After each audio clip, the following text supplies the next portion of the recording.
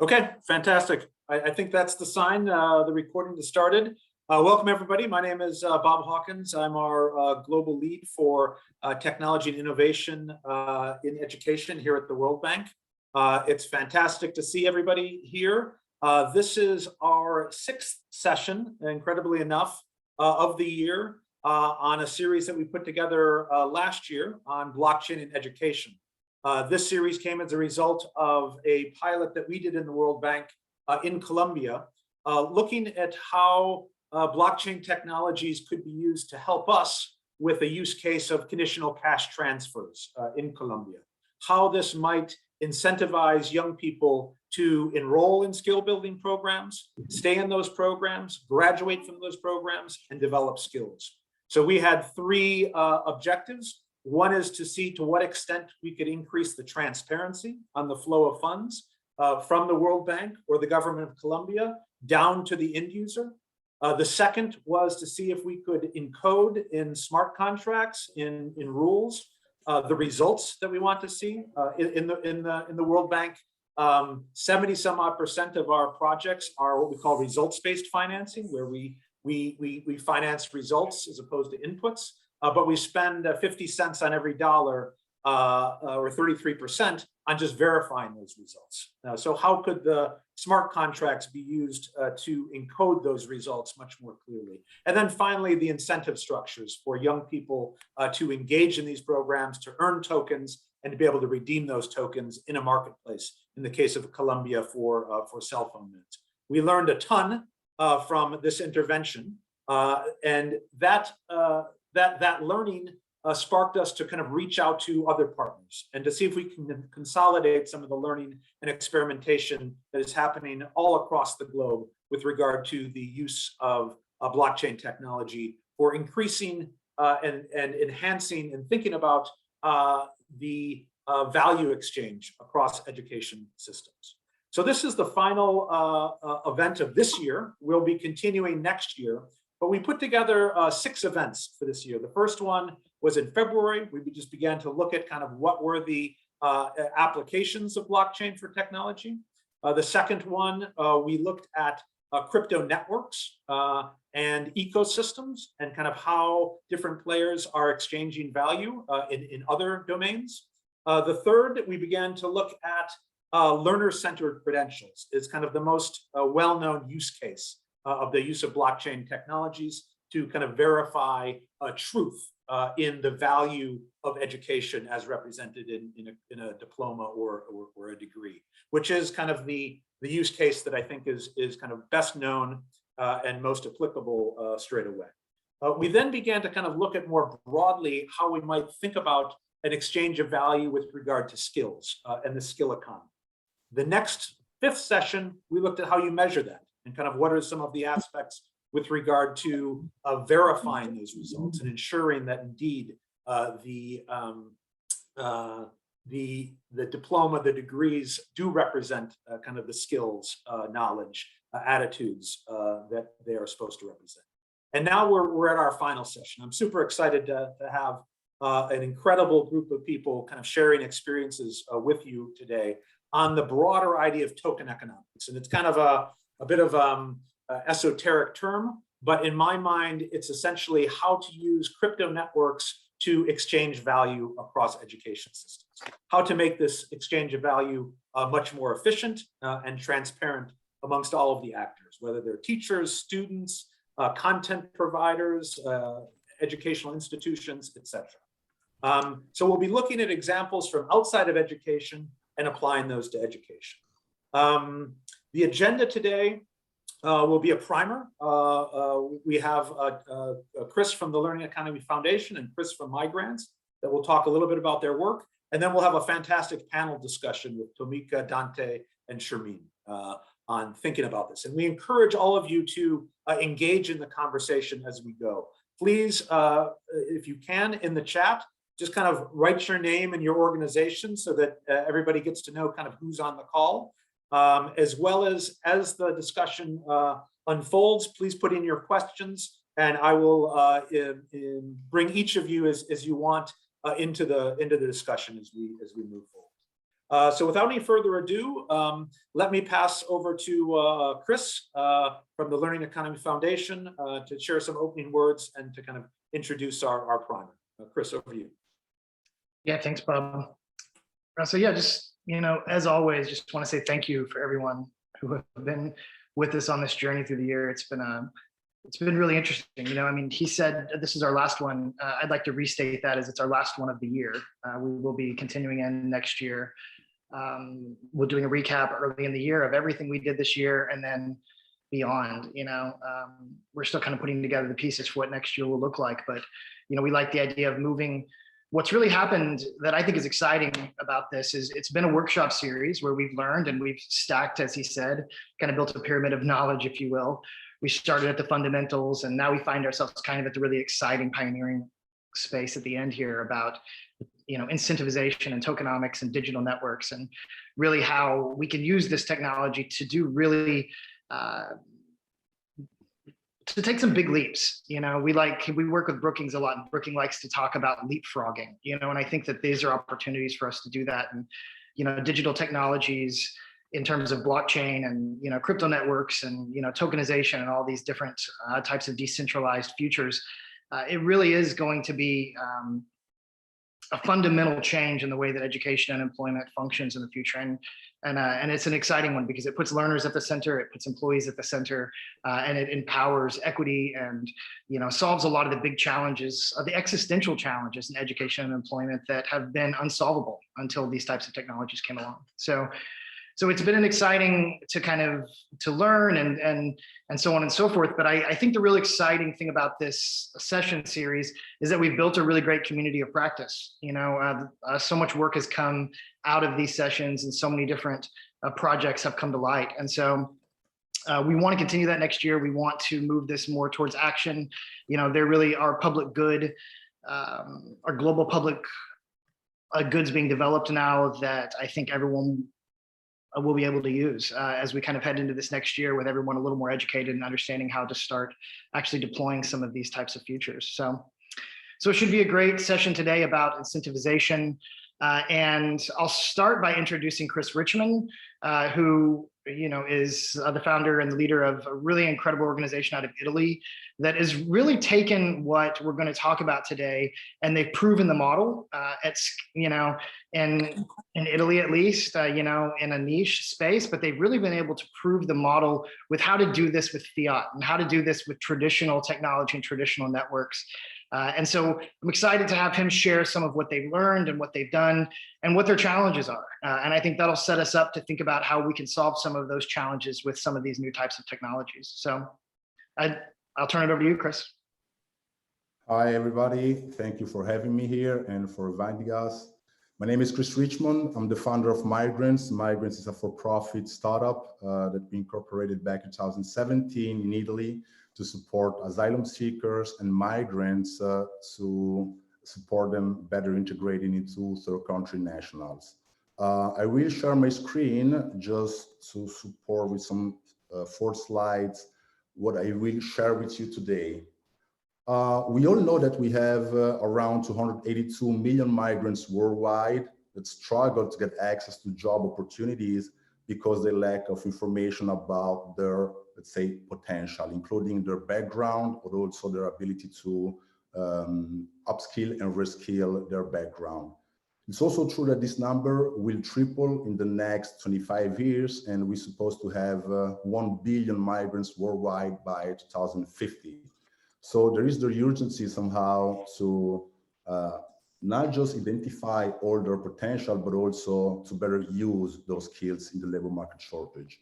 This is the reason why in 2017, we decided to build Migrants, that is a micro-learning platform, so based on the 10,000 model quizzes in several languages, giving the opportunity to our trainees to choose which kind of content they want to take based on their needs, priorities, interests, or their personal or professional ambition.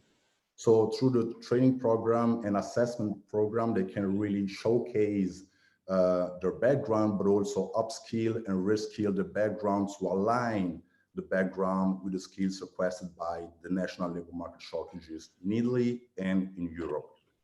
But it's also true that 3 years later, we also understood something else, that we needed to test something more specific and more challenging.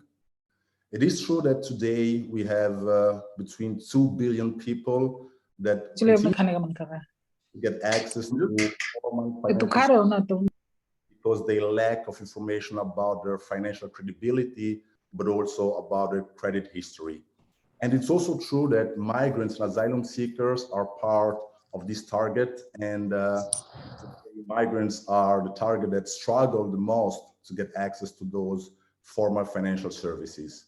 So this year, right here, we decided to test a small model plugging into the training and assessment platform to incentivize our trainee to earn and to invest better their time into the learning program, and giving them the opportunity based on the quality of the training program to earn some money, and through the evidence that they generate on the training and assessment program, they can build from scratch a credit potential, so something related to the future instead of taking into consideration that their credit history.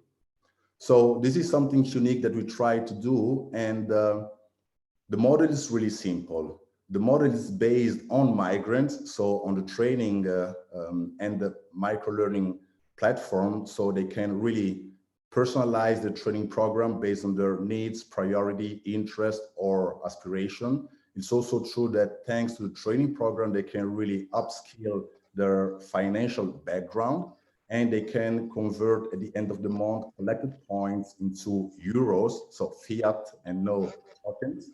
They receive the money straight on their bank account or postal account or PayPal account within 5 days. They can decide whether they want to invest the money for their future or to purchase some goods every single day. And it's also true that thanks to this process, they can really build from scratch their own credit potential. So we decided to start with the learn to earn model. And it's also true that the evolution of CashMe will be a learn to borrow model.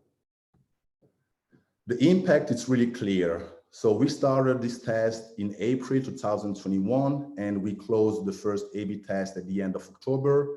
And we had 4 continents involved. So Europe, Africa, South America, but also Asia. We had the opportunity to really showcase 110 trainees beneficiaries that had the opportunity to bring home some money every single month. And in total, we delivered more than 24,000 euros, more or less 25,000 euros to 110 beneficiaries. It's also true that 87% of beneficiaries are in Europe, also because, let's say, 80% of our user base is in Italy and Europe. But it's also true that 6% of beneficiaries are in Africa, 4% in South America, and another 3% in Southern Asia. But why do we need to incentivize, and how we make this happen, and why we need this to work and to continue to grow? First of all, we need to say that trainees decided to invest better their time and more time into the training and assessment program.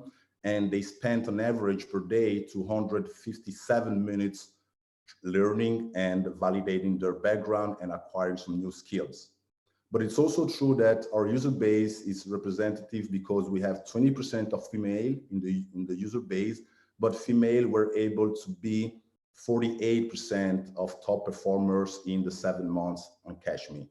And this is amazing. But it's also true that we had 8% of beneficiaries that had the opportunity to win more than 5 times on 7 months. So they have a high percentage of conversion. But it's also true that they received on average per month more than 300 euros on their bank account or postal account. And 80% of beneficiaries decided to use that money to invest in their future or simply to buy and purchase some goods to, the daily life. So the why we need this to make it happen is because really the incentivization program really decided how they invested their time and how they grew their, let's say, financial literacy, but also showcase the ability of women to be top performers but they also had the opportunity to earn some real money, some euros, to spend the money how they wanted. But we also identified some challenges. First of all, when we needed to send the money abroad, so in ex-SEPA, we had high commission costs and fees. So there is the need somehow to really understand how we can reduce the cost for each single transaction, especially when the transaction goes to South America, Africa, or Asia. But it's also true that 40% of our beneficiaries have no bank account, and we had to send the money on their PayPal account. But it's also true that we need to understand how to generate a real-time transaction, also because PayPal asked our trainees to wait 28 days before they were able, to get the money. And this is unacceptable today. It's also true that our trainees are really, underserved target, and they need to receive euros and real cash and not tokens, especially because they need to buy some food, some water, some clothes, and stuff they need every single day. But it's also true that we have the opportunity for some of our beneficiaries to really stress them to, invest their time and their education to understand how cryptocurrency work, and to really trying to leverage the power and the potential of crypto today to generate some more value tomorrow. So there is the opportunity also to switch not just in fiat, but also into tokens. And it is also true that, as I said before, we have the ambition to switch the model into a learn to borrow model. And we need to make it more sustainable, because today the learn to earn model is basically giving some grants to our beneficiaries. So we need somehow to make the model more sustainable during the time, and not just invest better in underserved communities and target, but also understand how we can, plug in into a model that can be sustainable financially during the time. So there is a huge opportunity. We tested something really great, and we have some metrics that we can showcase, but it's also true that to scale the model worldwide, we need not just to really understand those challenges, but try to overcome those challenges. Thank you for your time.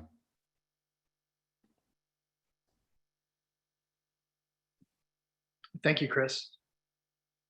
I'm already getting a lot of back channel about how exciting this is.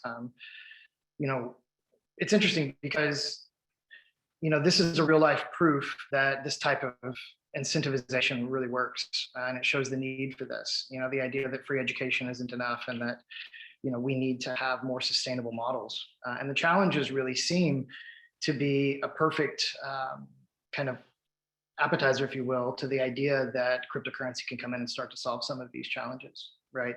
Real-time transactions. I had a long conversation with Chris here in Italy not long ago, and one of the big challenges is just dealing with the banks. They try to send the money, and it can be weeks sometimes before they get it, and it's a really big challenge. And obviously, tokens can help with that type of, to solve some of those frictions. So I'm going to also share a presentation here, and bear with me. So it's been a good year. I think we're starting on slide 575. So here we go. So there's been a question about whether it's learn to earn or earn to learn. And I think the verdict's out. I like to think earn to learn, because learn to earn kind of feels like it's a financial course.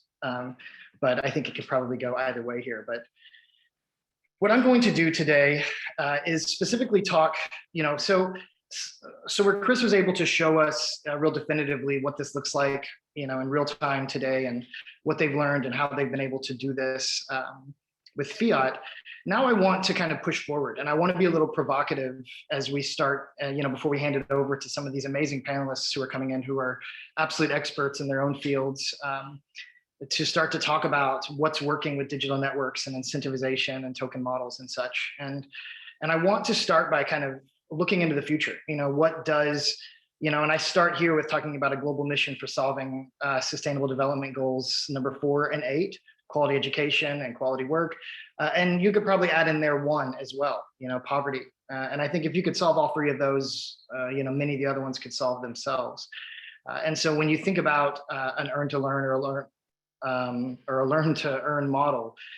By educating yourself, you're actually earning. So you can solve poverty as well. And I start here with this to think about, what does this look like in 2030? I want us to look forward and think about what is a global public good? What is a vision for the future? How could we use some of these new types of technologies to create real impact that isn't just marginal, but at scale could really radically affect 1 billion people or more, And so as we start to think about earn to learn, I want to start by just pointing at a couple of interesting case studies.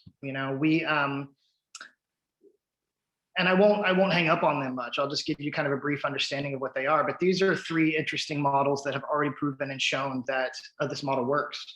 The World Bank's Evoke project, which is really what was the seed to start this event series, is a very interesting model where they work with high school kids and they have a game, and it's a gamified and incentivized through different types of rewards. And they've had incredible success in many pilots around the world. And again, I'm not going to hang up on these, and I would actually ask that someone on my team or someone else who maybe represents these projects to post some information about each of these into the chat, so people can actually go and do their own diligence on these and understand how these are so interesting. And so UNESCO's model is a little different. UNESCO's model really is trying to apply and look at what would it look like to incentivize, with coins, if you will. And it's looking at kind of the idea of, free education is not enough. How do we actually help to incentivize and educate those who are in marginal or are in areas where they aren't being educated and they aren't being given the same types of opportunities? And Coinbase's model really is just learning about cryptocurrency, which is just a really easy model to go and earn crypto to learn about crypto. And it's been incredibly successful. So I would encourage you to go look at these, and hopefully someone can post a link to each of these in the chat. And so why are we doing this? So what I want to do before we start talking about what could be, a future public good where, there are incentivized education networks, I want to start by going back and doing a quick review, because everything stacks on it, on top of what's come before. And we need to really start with the why. Why do this at all? And the reason is because there are some really, really big systemic challenges that we face here. And it starts, I believe, with the data fragmentation. Our education systems up until today, they don't communicate with each other. When someone leaves a school or a university or a job, they just vanish into thin air, essentially. And we don't know what happens to the next. So it's very hard to understand the life of their education, the life of the impact that's been made with that education. And so that lack of data, that fragmentation, creates problems all across the supply chain of education and employment. You think about human capital investors like governments and institutions, they don't have data really to know what's making impact and what isn't, right? They spend like billions of dollars a year on education with very little knowledge of what's actually making impact and what isn't. And so they end up leaning into bad guesses, which we've learned are creating skills gaps everywhere in the world. The education that's being created it's not creating the skills that the world needs. And then, and anyone who is at an employer also understands how hard it is to find talent, right? I mean, we tend to go through 600 or more applications before we actually add on a new employee. And that's frustrating, right? So we definitely have a problem in matching up talent with opportunities. And that's doubly so for those who aren't in areas where they have opportunities. And so equity gaps just continue to grow. Last year during the pandemic, almost 98% of education, it went virtual. And this was a severe equity crisis around the world because so many kids don't have access to data plans and to computers. And so all of these add up to some really, really big challenges. And so how can we think about solving some of these? Again, we talked about this at the beginning. Again, systems don't talk, right? And this is the supply chain, right? You have each of these different types, technology, research, schools, so on and so forth, and the systems aren't talking. And so we now have, as we've talked about in our series, we have new protocols for trust, right? We have ways where, in the same way that a bank can, share financial information with many different retailers on behalf of many different individuals, and they can do that in real time and with trust. We can do that with credentials now. We can do that with IDs. We can do that really with anything that we can wrap a verifiable credential around. And so, and this gives way to a whole new way of thinking about education. And for those who have known me for a long time, you've probably seen pieces of this presentation. We've been talking about this for a while, but it's becoming more and more interesting as we head into a place where we can actually start to incentivize and make some of this a reality. But the idea here is that a true internet of education brings together all of the different systems, right? The identity systems, the education systems, and the employment systems into an integrated system where all of that kind of information and data can be shared in anonymous aggregate ways where we can start to use it to optimize for outcomes with everyone in the supply chain. This is the teachers, and this is the employers, and this is, it's everyone. It's the content creators. It's EdTech and so on and so forth. And this is an old mapping, but it's growing and growing. The idea here is connected systems in which the learners are at the center. And the Internet of Education really is, it's a bit of an idea or a movement that began a few years ago that we launched in Davos, I think in 2019. But the beauty of it is it's really just an alignment around some core principles of which the learner and the employer are at the center. And there are hundreds or maybe even thousands of organizations working on different various pieces of this now. So what happens next? Whenever you can connect all these systems, you can create a value chain, a decentralized value chain where the learner is at the center, but the education system itself is decentralized. And this is largely what these sessions have been about. And what we learn is that through this, you can create an aggregate and anonymized data stream where the learners themselves own their data. It's not exploitive. It isn't data where they're being advertised to or where their personal data is being stolen. It's actually data that can be used to maximize for outcomes for everyone in the system and actually create real value for everyone, including the learner. And from that, you can start to query real outcomes, right? We can start to understand which individual modules and units of learning are moving through to skills and to workforce advancement and which aren't, right? Which is also really important data. And then you can extrapolate that out essentially to everyone in the supply chain. And you can start to understand every system in the supply chain to say what's adding value, and they can start to use that data to really maximize for outcomes. And from there, we bring ourselves back to incentivization, right? Because now what we've done with this type of a system is we have a new gold standard, right? Skills. What if skills themselves could be the gold standard for a future economy, right? Where the skills themselves and the data which drives those skills actually become a fuel which can create real value for everyone in the supply chain. It's essentially inherent value, right? The beginnings of Bitcoin were really, it was rather remarkable in the sense that, a diaspora of individuals around the world could come together without central planning and largely without institutions and create $1 trillion in value, right? This is a remarkable moment in history. And why is it volatile though, right? It's because I think people don't really, they don't fully understand why they're in agreement, but it is that agreement that's valuable. It's the same reason that we agree that gold has value, right? It's a common agreement. And we've been saying it since early on, but as we get further into this, we start to understand that really education is an inherent value. And this is a really interesting moment in time, because what if we could start to tap the inherent value by actually backing it up with the data and actually creating a gold standard underneath that economy that is linked to the skills, right? This is a moment in time where that economy could actually start to stand up and be sustainable, because we all essentially agree that education has value, here in America and around the world, right? And we will forever. And so this inherent value backing an economy, if we knew that it was actually going to pay learners to learn, we would actually know the why. Why are we investing in education and in an economy? Well, it's because we're investing in the future of education and of our world, right? And so imagine a future where essentially learners are paid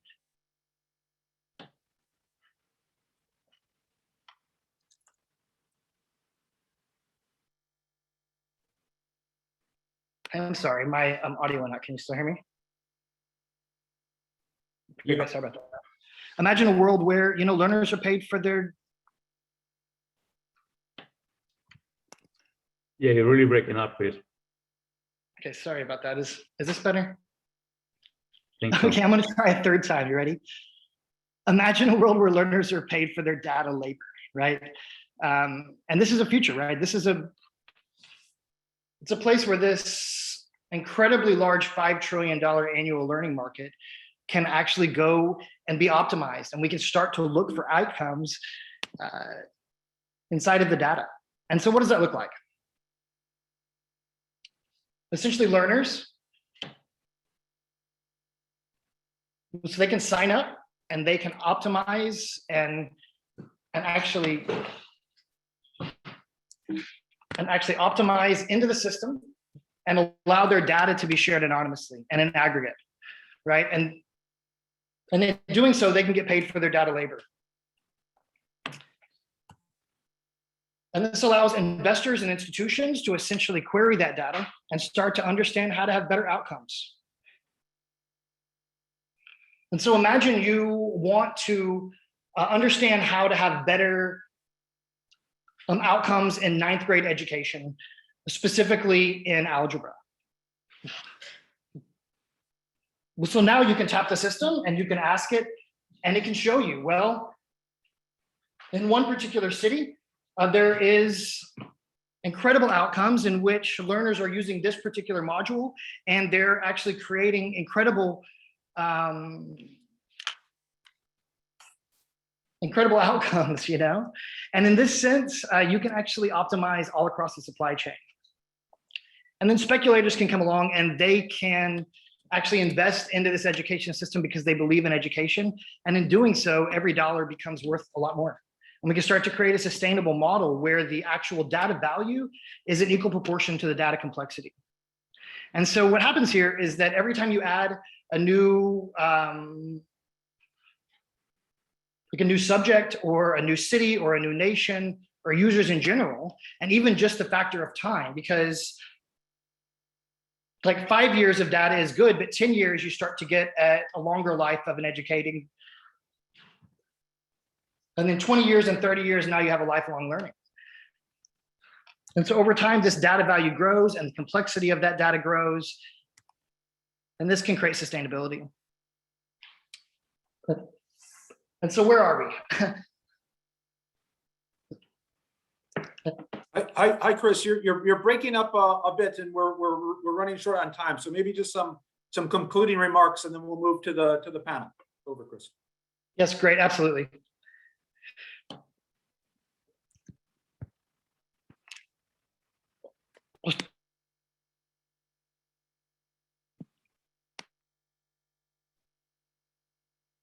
Okay, I think we're having some, sorry about that, we're having some technical challenge with your audio, Chris.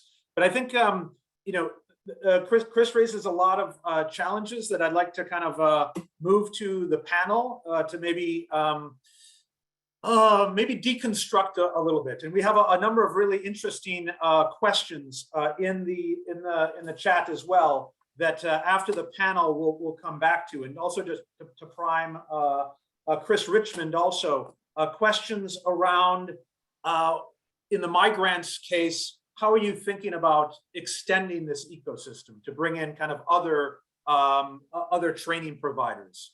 Frank raised a very interesting question that we're facing across all the countries we're working in around the issues of self-starting students and motivated students. Those are the students that have benefited the most or have been able to survive the COVID pandemic.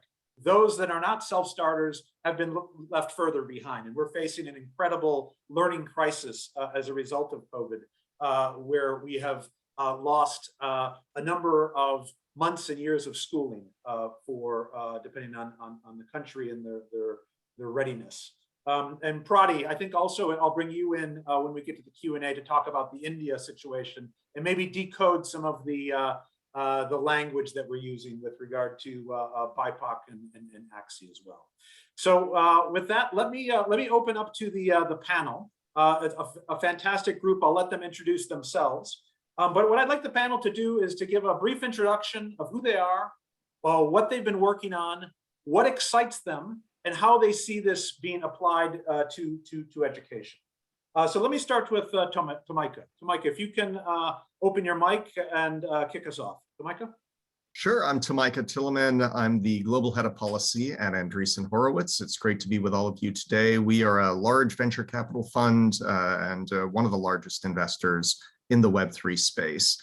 Previously, I have spent a lot of time in the public sector and civil society. I worked for many years in government, advising a lot of folks that you will either like or loathe, depending on your politics, including Joe Biden, Hillary Clinton, John Kerry, and others.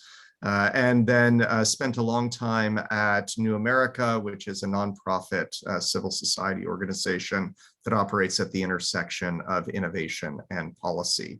A couple of quick things that we are working on, and then what we're excited about in this space. We see these technologies as the next generation of the internet. And if you think about the three big iterations that we've seen of the internet thus far, Web 1 was based primarily on open protocols, things like email, that were widely used and had a lot of utility, but were very difficult to sustain with business models. And so you saw, as a result of that, evolution into Web 2, which is, of course, large centralized platforms that hold a lot of information and use that information in many instances to manipulate behavior, either in the commercial context, which is what we see most often in the US for commercial purposes, or in some other countries for political purposes. But there are, at this point, some pretty well-known, well-understood issues with the way Web 2 operates. Web 3, in some regard, it created very sustainable business models, and we all know that the Web 2 platforms have made a whole bunch of money, but they also have created some big liabilities that we live with every day. Web 3, done right, we believe, has the potential to combine the best of both Web 1 and Web 2. So you get open platforms, a great deal of dynamism, composability, which means that people can build off of innovations that are created by others as a consequence of open source code. And you also, as a result of the ability of individuals to own and profit from the platforms that they utilize, have sustainable business models, but sustainable business models that democratize a lot of the benefits and broaden access to the innovation economy in ways that were very challenging in a Web 2 world that was largely winner take all, or at least winner take most. We also think that going forward, it's going to be critical for individuals to have more of a say in how platforms are governed. And that comes with some very exciting implications for the education space. DAOs, decentralized autonomous organizations, we believe could provide a very intriguing vehicle for establishing standards and also curating content and material on a collective basis among those that share an interest in specific subjects. NFTs, non-fungible tokens, which many of you will be familiar with from the art world and which are rapidly revolutionizing the art world, could emerge as a fascinating way to gamify aspects of education and to bestow credentials on individuals that could follow them and be easily machine readable and machine processable and easily verified going forward. We see huge potential in the long run to create layers of digital public goods that will make it easier for individuals to access educational resources, especially those that are on the margins of society right now, and also make it easier for institutions, and particularly public institutions, to operate more effectively and efficiently in meeting the needs of their stakeholders. I will pause there because I know that's a lot, but very much looking forward to our conversation. Thanks, Tamika. A couple points I'd like to kind of follow up on. I think some of the key things you mentioned are when done right. So part of our objective at the World Bank is to kind of look at how this emerging technology applies to our clients and partners in the developing world. And a few challenges that I want you to kind of maybe expound upon a bit. One is this idea of ownership. So ownership implies that you own your private key. So there isn't a third party that you can go to recover a lost wallet or lost private key. This is one of the challenges that we found when we did the implementation in Colombia. Do you give students their own private key? How do you think about custody? What is the gray area between centralized and decentralized? So that's one question. The other is the opportunities around governance and around voice. I think it would be interesting to for you to share some of your experience and what's working well in that space. Because at the end of the day, this is human interaction, and there are disagreements, and there are need to reconcile disagreements. And you have some people that say code is law, so that you can codify this governance. But at the end of the day, you're dealing with humans. So how do you reconcile some of the challenges both around ownership and around governance? Well, great questions. There is, of course, a critical issue when you're dealing with Web3 platforms around the ownership of public keys.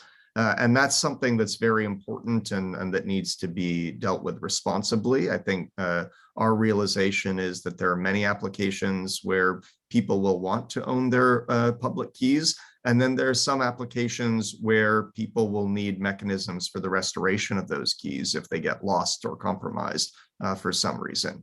You see this in the existing Web3 ecosystem. You have some custodians that have emerged like Coinbase that do a pretty good job of restoring keys in the event that they get lost and make it easier for individuals who don't want to control their own keys to access Web3 assets and digital assets. But you also see, of course, self-hosted wallets that give individuals more ownership. And we probably need to be thoughtful about how much responsibility we bestow on individuals, particularly early in their learning journeys. Beyond that, though, I think there is a more critical question around the ownership of data and information. And that's really at the heart of why Web 2 has proven so problematic. In Web 2, we don't own our own information, and we should be very clear about the fact that we don't own our own information. The data that we put onto Web 2 platforms is overwhelmingly the property of the platforms to which we submit it. They monetize that information, and in some instances, they give a little bit back. In many instances, they give nothing back. So that is in our mind, in my mind, the bigger question that we need to be looking at when we talk about ownership. And Web3 provides a mechanism for moving toward individual control of information in a way that we're unable to achieve individual control of information in Web 2. On your second question. Sorry, yes? Just because it's getting, you're saying a few things that I think are critical, if I might intervene. I think Please it's jump not in, so Shermeen. much. And Shermeen, Yes, maybe just introduce yourself. She's another member of our panel. Shermeen. Yeah, so yeah, hi, my name is Shermeen Boschengier. I'm currently the founder of Token Kitchen. Before that, I started the Blockchain Hub in Berlin many years ago, then moved on to creating the Research Institute for Crypto Economics at the Vienna University of Economics, where we created interdisciplinary research hub around all things token economy and crypto incentives. And yeah, now I'm doing Token Kitchen, focusing really on the topic of the book I've written with the title Token Economy, how the Web3 reinvents the internet. And right now we're building a research center in Portugal, where we're doing some applied research center on data-driven agriculture and tokenization. So when it comes, I think we should be very careful when we talk about ownership. It's not so much ownership of data, but it's control of over data. So I'm not sure about American jurisdiction might be different, but in Europe, you'd never give up control over your data. It's more like who controls your data and who can monetize your data, obviously. But so I think maybe words are important here. So it's about control and the public keys. You don't you might own your public keys, but the public keys give you control over your tokens and control over the data in your wallet. And I think that the question of control is much more crucial than of ownership, because you could have a custodian in your right manage your data, or co-manage your data, co-manage your tokens. Yeah, just wanted to make this remark, sorry.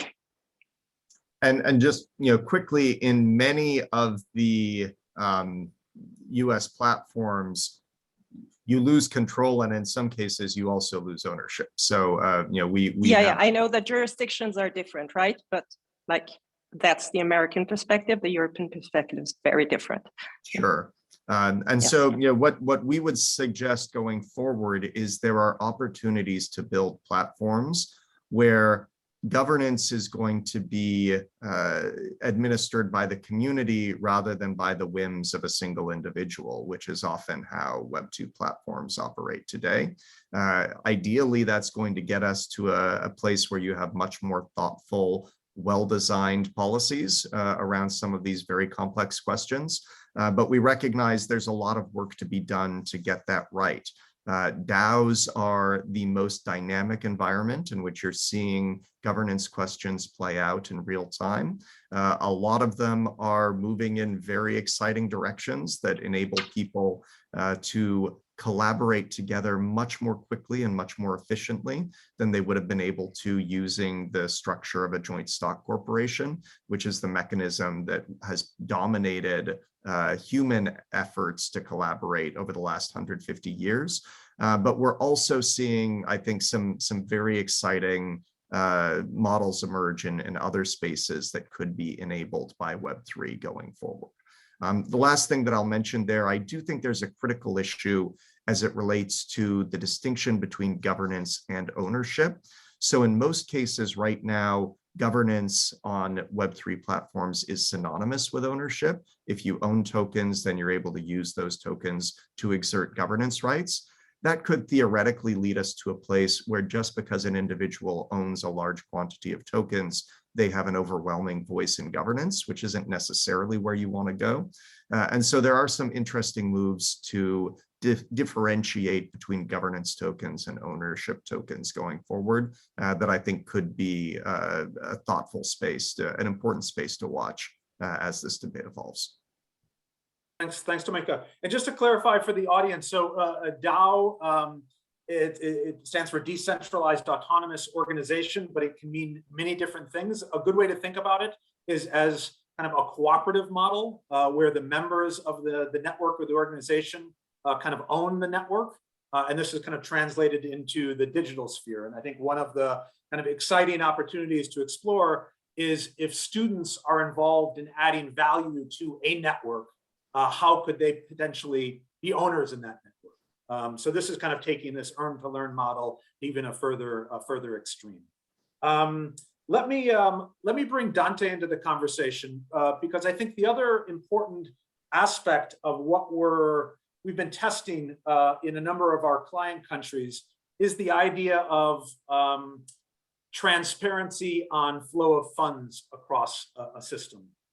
And whereas many people think of kind of, when they think of crypto, they think of Bitcoin or other coins like Ethereum, where the supply and demand is constantly moving. And Dante has done a lot of work in what's called a stable coin, which is basically a representation of a currency, whether it's the dollar or the peso or a basket of currency made in digital format, which allows it to be transparent and traceable across a blockchain, as well as programmable, which is kind of the interesting aspect of any of these tokens.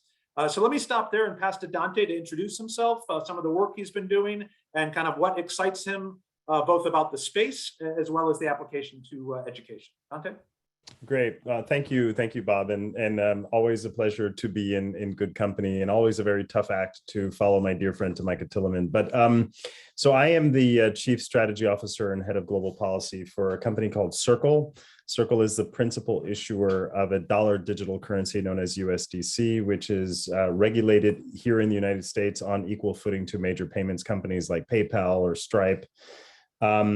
and what we've provided for across multiple public blockchains. I think true to the very conversation we've had thus far, that if you think of the public blockchain as critical digital infrastructure, then the ability to then upload a dollar that inherits all the programmability, the low friction and the user direction in terms of how we send, spend, save, and secure our money, then it becomes a very powerful instrument for value exchange on these networks.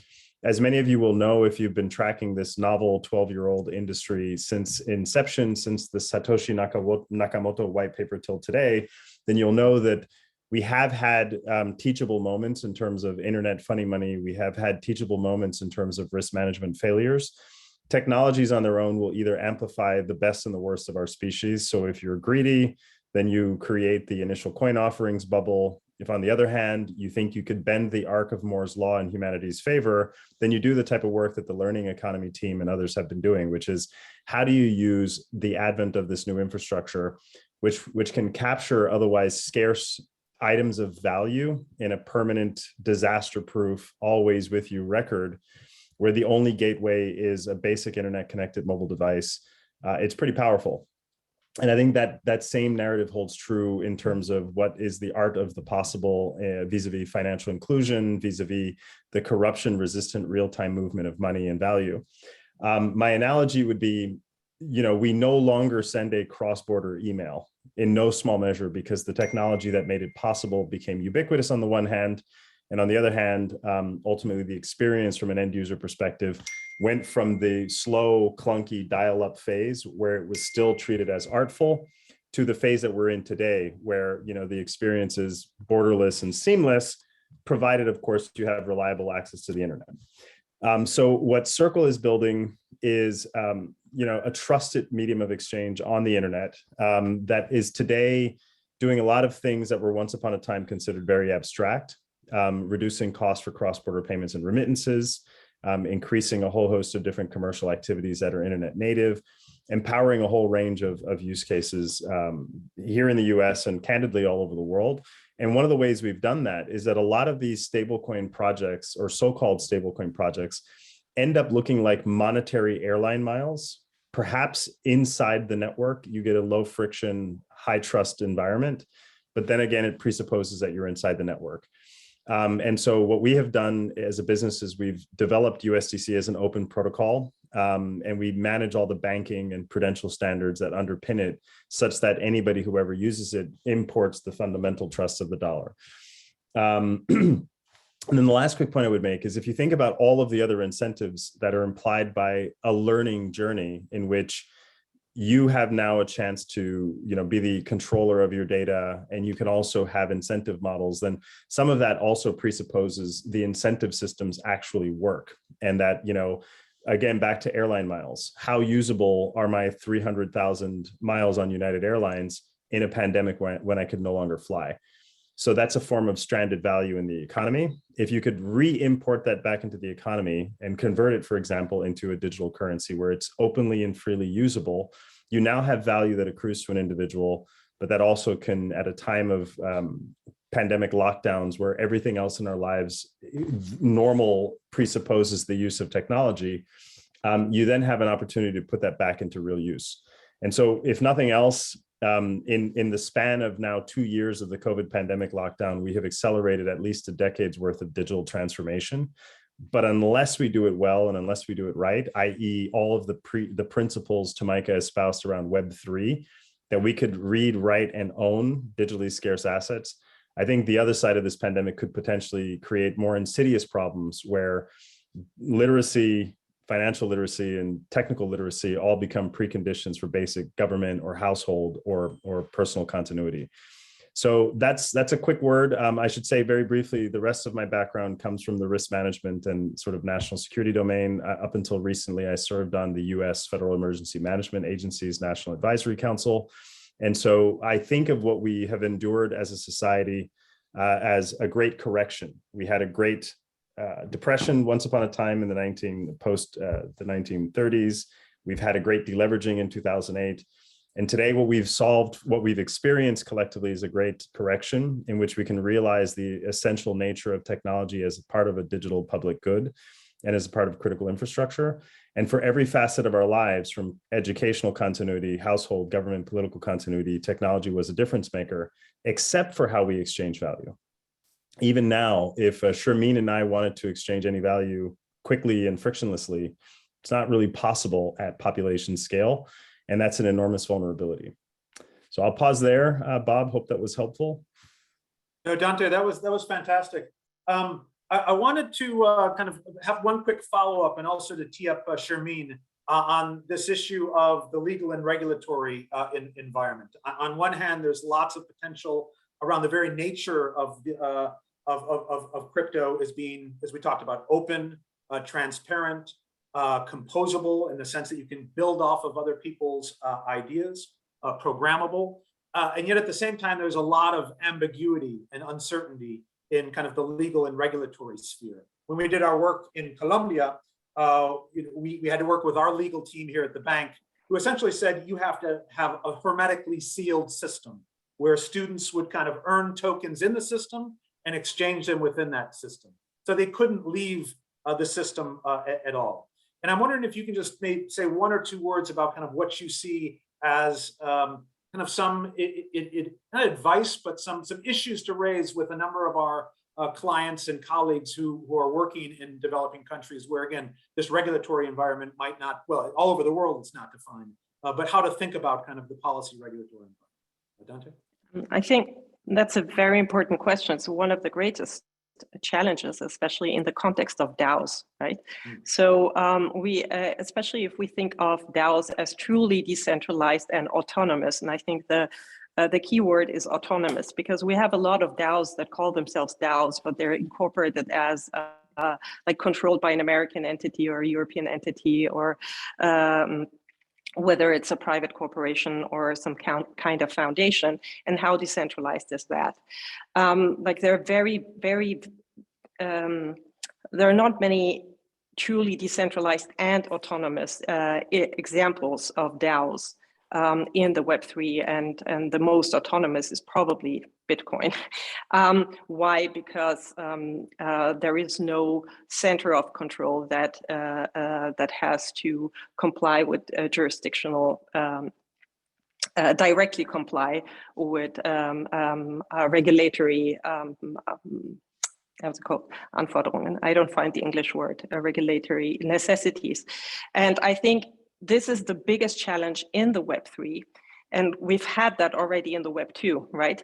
Unfortunately, regulation is national, but the internet is international, and trade beyond the internet has been international. So how do you regulate with local instruments something international? And that's been a headache for many Web 2 use cases. And it's even more so of a headache in the Web 3, and nobody has the answer.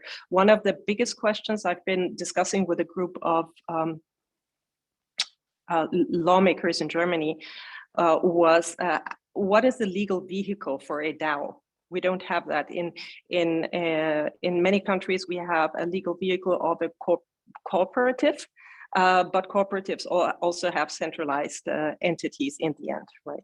And we would have something like a European, there is a legal vehicle of a European cooperative, but that would also be kind of limited to the European space. So we really have the legal reality lags behind the technological possibilities that we've had over the last decades. And this gap is becoming bigger and nobody has the answer. So what we're seeing as a result of that is that on a token level, or like kind of when you want to create a token model or a DAO that supports that, vice versa, you really have to come up with legal loopholes to kind of make it work, and to be somehow either be able to monetize it or not run into regulatory scrutiny. And because of that, I think now more than ever, we understand why Satoshi tried to stay anonymous, right? So nobody really, cut a long story short, nobody has the answer. And we have this friction between how nation states are regulated locally and the reality of the world today is completely international. I don't know how to resolve this. And unfortunately, the result is something, for example, like Gitcoin, which is a very interesting example in the Web3 community. They've been trying to organize themselves as a DAO, but for legal reasons, they had to incorporate as an American entity, which now led to the fact that because of the sanctions of the United States against Iran, programming languages, not only in Gitcoin, but also with consensus, courses for Solidity programming language in Farsi were shut down because of the sanctions. So how is that decentralized? How is that the DAO? It is not. So very often we call things DAOs that are not DAOs because of these legal problems that we have. Yeah, unfortunately, I don't have a much more optimistic or practical answer to that. No, but we want to come so back I to think this. Decentralization is a gradient, right? So we have this ideal of decentralization, and in theory, the Web3 allows us true peer-to-peer interactions. In the reality of nation states, in the reality of KYC, in the reality of other regulatory scrutinies, decentralization might become a more far-fetched term than we would like to. No, I think I want to come back to this, and particularly when we get into, there's some questions around this. But from a risk management perspective, Tamika, Dante, if you can kind of comment when we come back to the open questions on this issue of kind of the regulatory environment, because the industry seems to be moving ahead regardless of kind of what some countries are saying in terms of the regulatory environment. Shereen, I want to come to you Tamika, do you want to make a comment? Well, I was just going to make one quick comment on the very good point about decentralization. Yeah, in my mind, decentralization is a continuum, and we shouldn't view total decentralization as the solution for all problems. But I think what we can say pretty conclusively is that if we look at the internet right now, it is overly centralized. There is too much centralization in the existing internet. And that creates fragility. It creates a lot of very serious challenges around governance, and it's not working terribly well for anyone. So given that we are overly centralized in the internet right now, we need to move down the continuum toward decentralization. I'm not one of those that thinks the total absence of law and the total absence of regulation is going to get us where we need to go on this. There is still going to be a role for institutions. There is still going to be a role for regulation, but we need to, without question, decentralize a lot of structures more thoroughly than they are currently decentralized. Thanks, Tamika. I want to bring in just a few of the audience who have put questions, and then Shereen, I want to come back to you to give one example. You've studied a lot of token models, and just give one example of one that you think is interesting in kind of 4 minutes or less. But I want to bring a few colleagues who've been posting here, and Prati is a colleague who works with our team in India and is looking at a lot of challenges in India. And you've posted a number of questions in the chat, Prati, but I want you to invite you to the conversation to kind of pose what is kind of the question that's burning with you right now. Prati? Yeah, thank you, Bob. I think, so I don't think I'll be adding anything more to what we've already sort of observed, but I think there are certain real questions from somebody who's thinking about students, who's thinking about sort of designing solutions on various aspects, right? So firstly, I think while all of this sounds extremely important and is I think from the perspective of how humanity sees incentives and how humanity sort of needs to align incentives, so on and so forth, it seems really cool. But however, when we're thinking about students and who are struggling on a day-to-day basis, for them, I think I'm not sure how we make these incentives, how we make this paradigm clear to them. Unless and until, for example, if you think about fiat, right? And which is where also the challenge lies, that the framing that you're using to elicit interest is also the framing that is potentially going to limit how we're going to envision this space. So that's one, right? And which is what we've seen with Axie. We've had a lot of people getting into Axie Infinity. And you have for to example. explain Axie, Prati. I'm not sure. Yeah, so everybody knows Axie what Infinity is a game which sort of wherein you invest, you enter that game, you play the game, and you win some tokens, and then you can trade those tokens on an exchange and then actually get fiat in return, which is a model which a lot of people in Latin America and Indonesia actually used to earn during the pandemic when they didn't have any other ways to livelihood. So that is definitely one of the ways in which people entered that space. Currently, however, the cost of entering into a model such as that is so prohibitive for anybody in a low medium income country that you can't actually continue to play that, right? So tokenomics start becoming really important, and how we think about incentives become really important. So I think the question is basically, you've gotten these people in, or you want to get people in, you need to use a certain set of incentives. Once they're in, then the barriers become really high for newer people to enter, but you also now need to reshape the conversation with different incentives. So not sure I've been able to explain sort of like the problem statement, but there are issues there for somebody thinking about design solutions. I think the second solution that I want to talk about is that a problem that I want to talk about is the following, which is that while we keep on sort of, discussing policies, frameworks, so on and so forth, I wonder if there is a real opportunity here to truly actualize a DAO, wherein, irrespective of how, for example, national foundations or governments think about skills frameworks or education frameworks, to get different stakeholders who can benefit from each other, such as students, employers, as well as, for example, your teachers, get them on the platform and let them decide how they want to tag a certain skill or how they want to value a certain skill, and let them transact.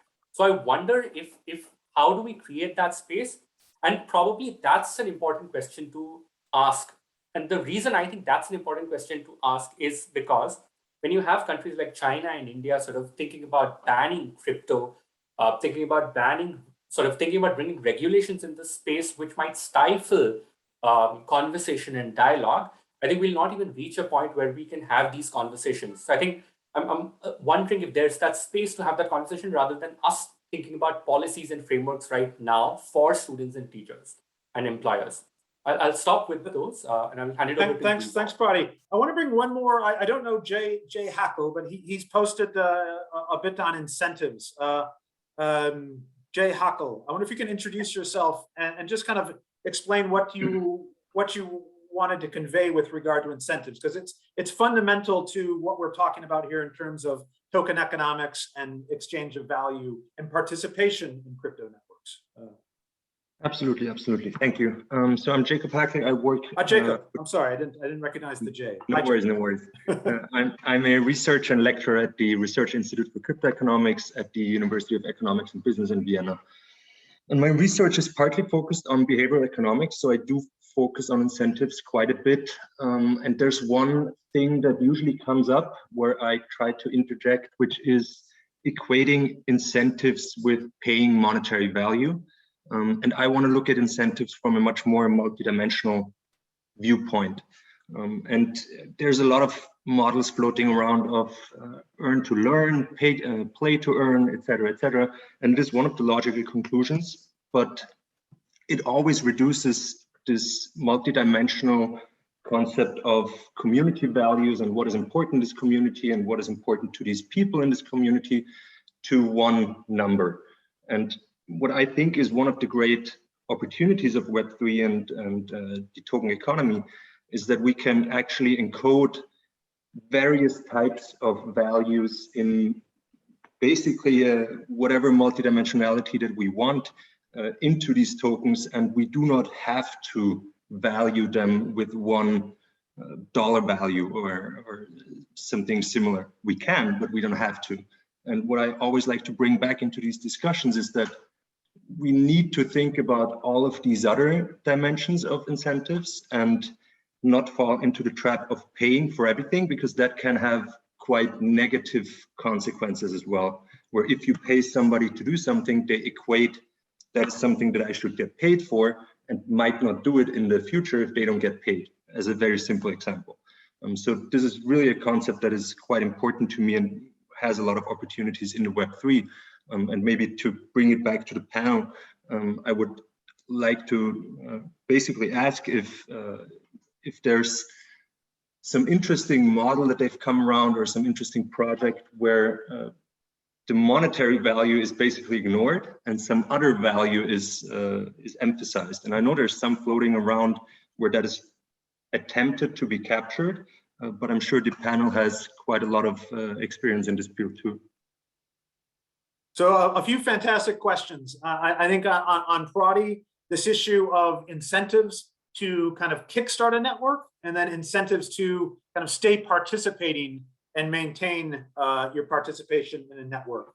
I also think kind of this idea, which kind of relates to your point, Jacob, and we had these discussions in prior sessions, is respecting kind of the definition of value at the local level, the cultural contextualization of the implementation of any learning program.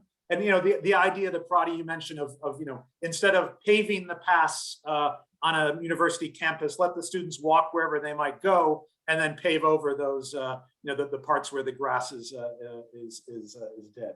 So let me open it up but first I want to go back to Shermeen, because I think one of the questions that Jacob asked is interesting models around incentives that don't necessarily relate to a monetary value. Or models in general that you think are particularly applicable to education, and then we'll do a final round with our panelists on these questions.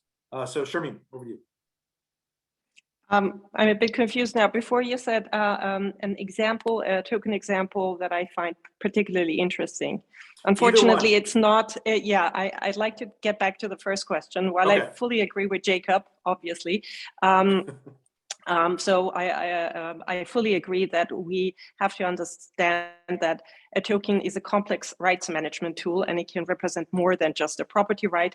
It can have access right, voting rights, management rights attached to it. And when designing tokens or token systems, well, the first question is, what is the purpose of the system? The second question is, like, how many is it a one token system or a multi-token system, and what are the features or what are the properties of that token, right? Because they can be much more complex, and monetary incentives are not the only way to go, and we have to be very careful with that. Unfortunately, we're at the point in time where we have very few best practices and a lot of worst practices, but we can even learn from the worst practices, but because we're still at a very, very early stage of this token economy, and most people don't understand the full range of token use cases we can have. To answer your question, what I think one of the most interesting use cases of our token models I've come across lately, apart from incentivizing for purpose-driven tokens, on one hand are the CO2 tokens, incentive proof of CO2 captured. There are many, many use cases there, but on an infrastructural level, I find the Helium network extremely interesting because they have been able to use an interesting token, apply interesting token economics to collectively manage a public telecommunication network. And while most people use the word decentralization, it's really about public goods, as we've also heard, and about public infrastructure. And that public infrastructure could be a payment network like Bitcoin. But in the case of Helium, it's a telecommunication network in specific. It's a LoRaWAN network, which is a low-range wide area network, a specific type of telecommunication frequency that is permissionless, that doesn't, and is very important for Internet of Things. And they've come up with a model to incentivize household owners. Anyone can buy a small device, kind of a Helium hotspot, put it up in their houses, in their offices, and start to relay these telecommunication data over this network, and start to earn tokens for if they prove that they relate data in a productive way, and the algorithm behind that is complex and evolving. They can earn tokens for that. It's a bit more complex because they also have like the kind of the blockchain transactions attached to this whole algorithm. But basically what they've come up with is a very simple incentive or a very understandable incentive mechanism where I know I will invest, let's say, 300 euros into buying this device. It's the size of a router. I put it in my house. If my house is a good location and the more data, valuable data I can relay, the more network tokens I can own. And we're decentralizing large-scale telecommunication infrastructure with this token. With this kind of tokenized incentives. And I find that a very interesting use case for Bitcoin has monopolized the word proof of work, but really they came up with a good proof of work, but in their case, it's called differently. I mean, I think this is a fantastic example because it kind of builds off of the concept of a digital cooperative. But it looks at the way that tokenomics, crypto networks can incentivize contribution to global public goods. But it's not a cooperative, and I think that's the interesting thing. That was one model, but this kind of expands that idea to incentivize. You know, just as we look at kind of the open source software movement, there was, you know, the incentive was reputation, and you also had at the other end kind of the proprietary side. In between is somewhere where you incentivize networks of people to contribute to a global public good, which I think is really fascinating.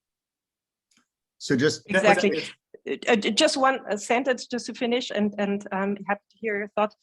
So I think the very important thing about the Web3 is that with Bitcoin and with the emergence or like with the introduction of the concept of proof of work, really we the concept of what I call purpose-driven tokens was introduced, because proof of work is a mechanism that incentivizes a completely independent individual to contribute towards a public good, right, or a common goal, without having the structure of a cooperative.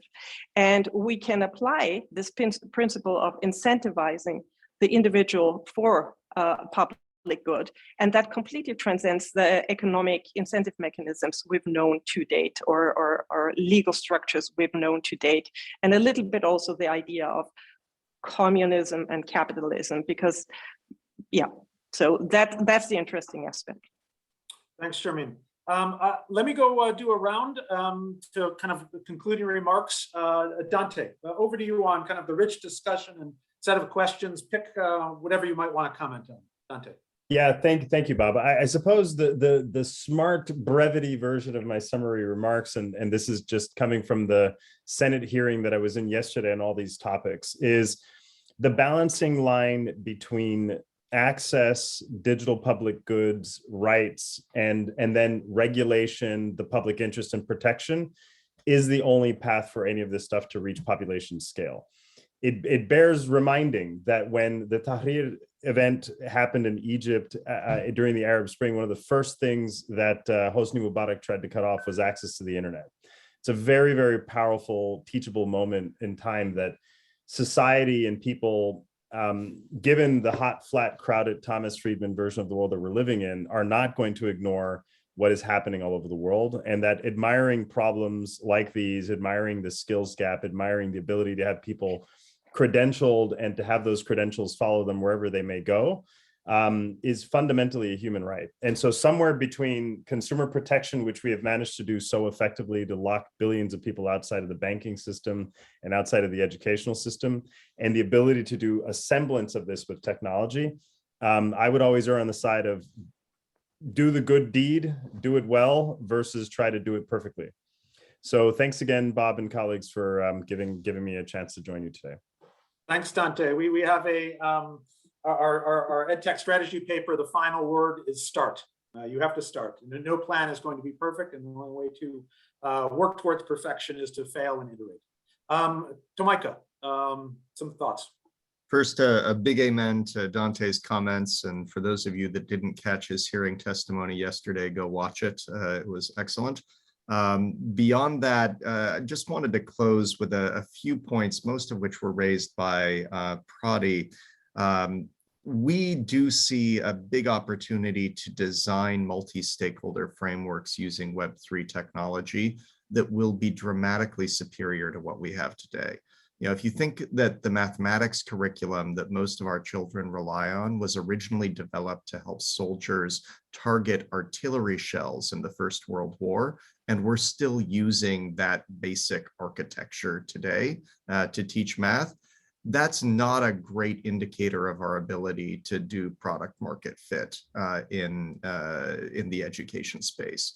The countries that seem to be managing the regulatory and public sector dynamics of these new technologies well are sitting government, civil society, and the private sector at the table together to look at emerging opportunities, emerging risks, and get to the right place. We need a lot more of that going forward.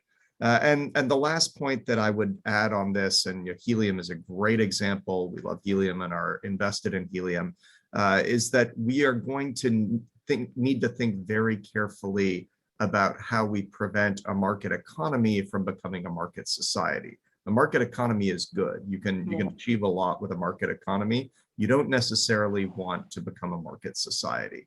And so that's where we're going to have to be very thoughtful in how we design these platforms, how we design the incentives around these platforms, and ensure that we land in the right spot. I think you're on mute, Bob, sorry. Thanks, Tamika. Sharmeen, do you want to spend 30 seconds for a final thought? I would just like to agree with what has just been said. We don't want to become a market society. And I think that was also raised by Jacob, right?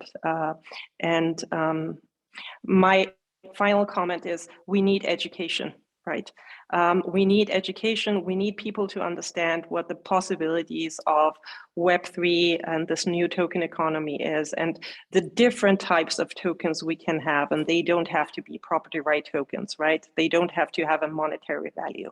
And if and once we figure that out, if we understand complex voting rights, if we start to tackle the questions of collective governance, right, then we will move away from this market society.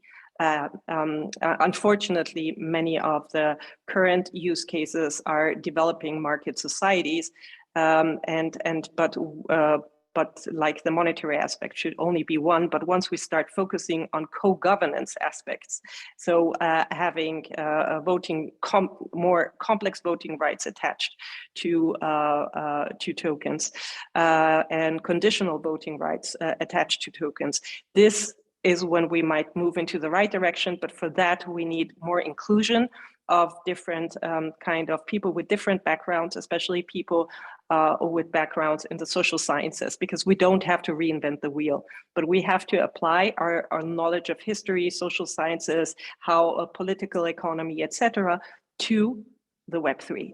And unfortunately, we're seeing too little of that. We and we have the teams are still dominated by coders and maybe some business and people and economy people, but we need more social scientists. Then we will raise the governance aspects, and if we can do that, we will come up with really, really good systems.